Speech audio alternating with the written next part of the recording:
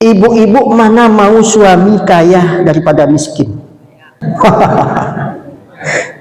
Jangan takut ibu, walaupun ada apa sih kok. Ini Al-Quran.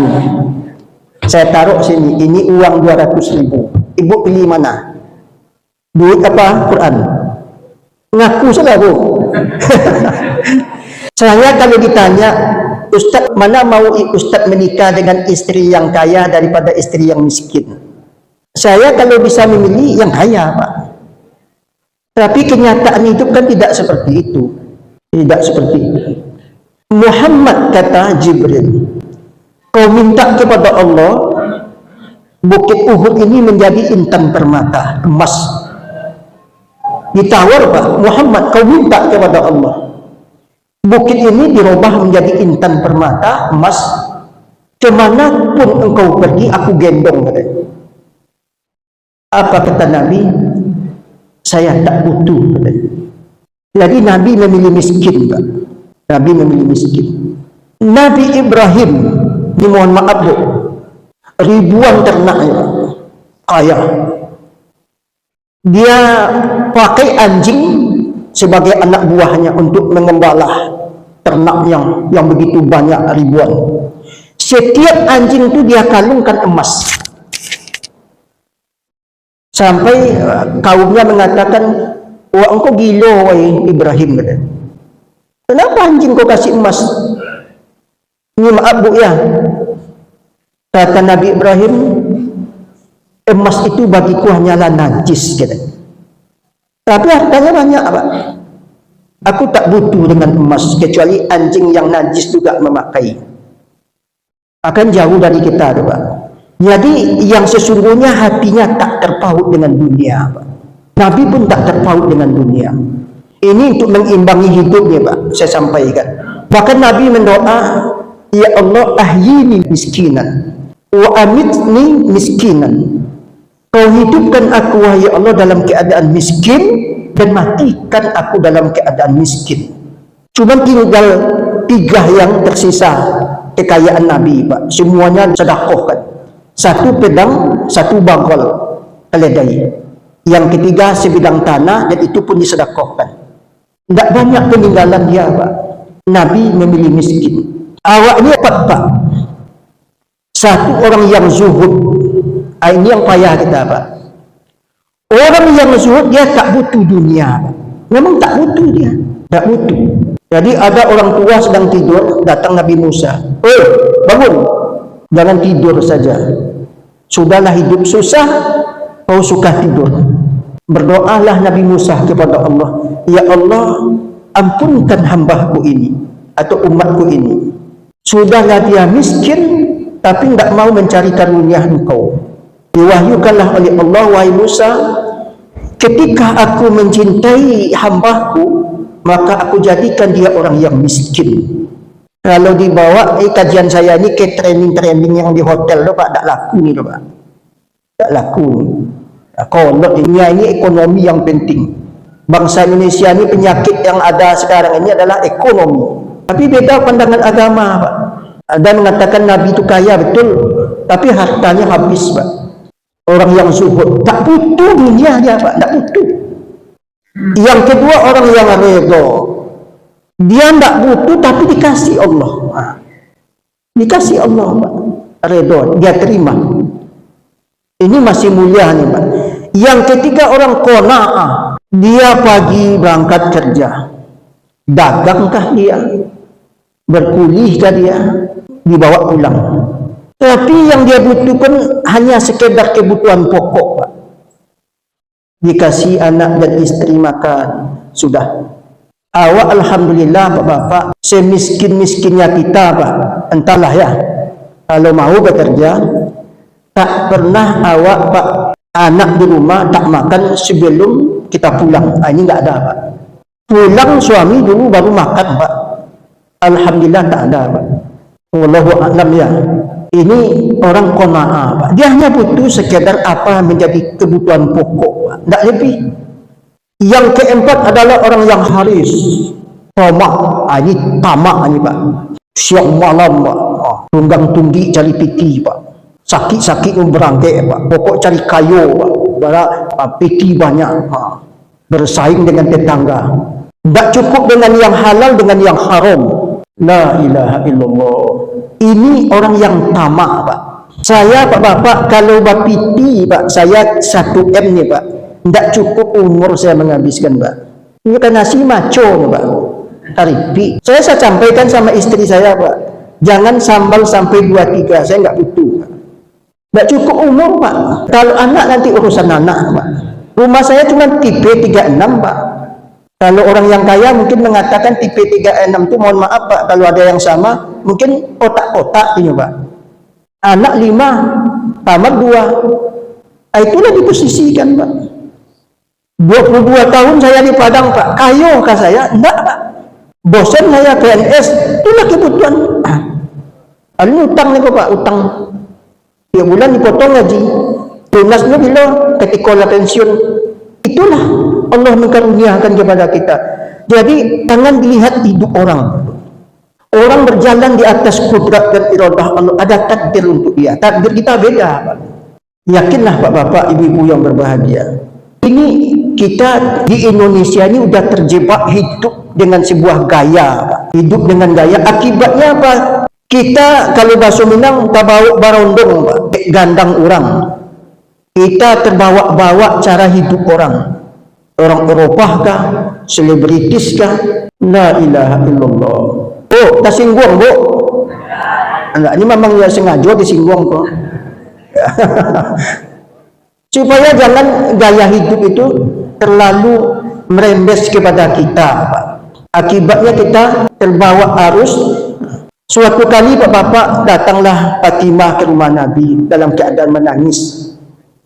Ketok pintu. Assalamualaikum wahai ayahanda. Dibukalah Nabi pintu Pak. Beliau menangis. Ya Rasulullah, Abu tiba ke siku Pak. Bakok datang.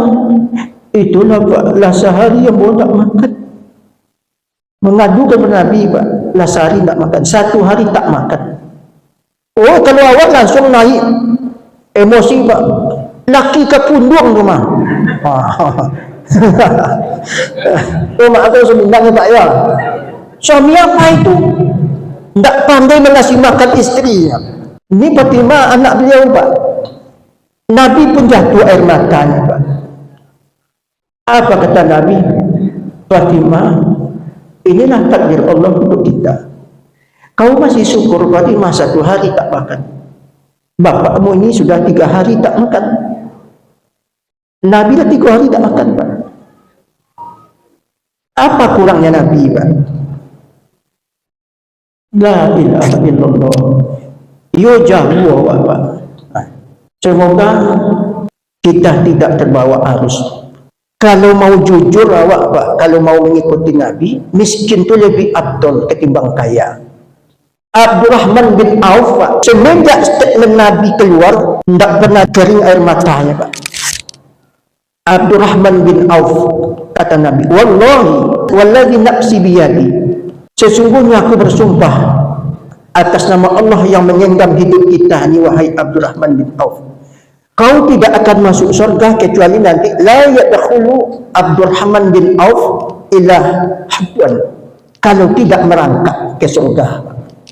Abdurrahman bin Auf itu orang yang soleh Pak. Sama pindah dari kota Mekah ke Madinah, tapi nasibnya beda Pak. Sampai di Madinah menjadi orang kaya ya Pak.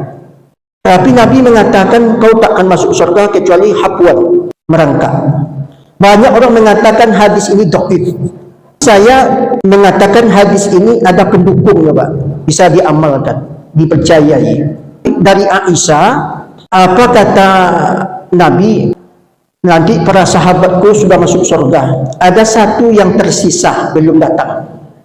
Ingat Bapak Ibu, Abdurrahman bin Auf ini salah satu sahabat yang dijamin masuk surga. Tapi merangkak. Awak apa kira Pak? Merangkak. Jadi itu kata Nabi kepada Aisyah, hadis pendukung Pak. Kemungkinan begini Pak. Mungkin merangkak kayak hewan tidak Pak. Contohnya saya dari Panam berangkat ke Sudirman. Sampai di Panam ditelepon sama pengurus masjid, masih jauh Ustaz, di Panam ini jalan kami sedang merangkak, tapi macet. Kata Nabi dalam hadis pendukungnya, kaki anak Adam itu tidak akan berpindah kecuali ada 4 yang dipertanggungjawabkan. Min umrihi bima afna.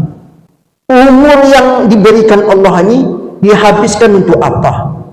Wal jasad bima ablah. Tubuh ini dipakai untuk apa? Kemudian ilmu bima amilabi, untuk apa diamalkan? Yang keempat, min malihi min aina iktasab. Kekayaan yang dimiliki ini dihasilkan dari apa? Menipukah? Menyogokkah? Dan untuk apa dipakai, Pak? Saya kadang-kadang HP ini ada juga manfaatnya, Pak. Ada salah seorang istri dikasih uang jajan 60 juta dalam satu hari, Pak. 60 juta, Pak. Ambo kalau mau itu bini ambo ya KO, Pak.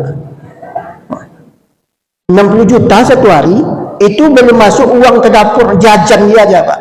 Jajan aja. Berselingkuh juga lagi tuh, Pak. Tidak cukup uang tuh.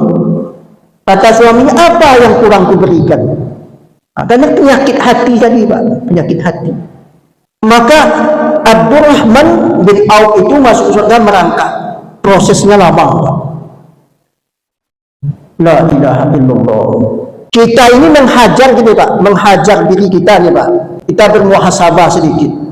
Supaya jangan tamak juga, Pak. Kita contoh hidup kita saja, bukan hidup orang. Kata Nabi, innallaha yuhibbul fakir al-muta'affif abal ayyan. Allah itu cinta kepada orang yang miskin tapi ifah. Ifah itu menjaga nilai-nilai, Pak. Ini hak orang, dagang tak menipu. Itu ifah, Pak. Tidak menyogok, tidak memeras orang.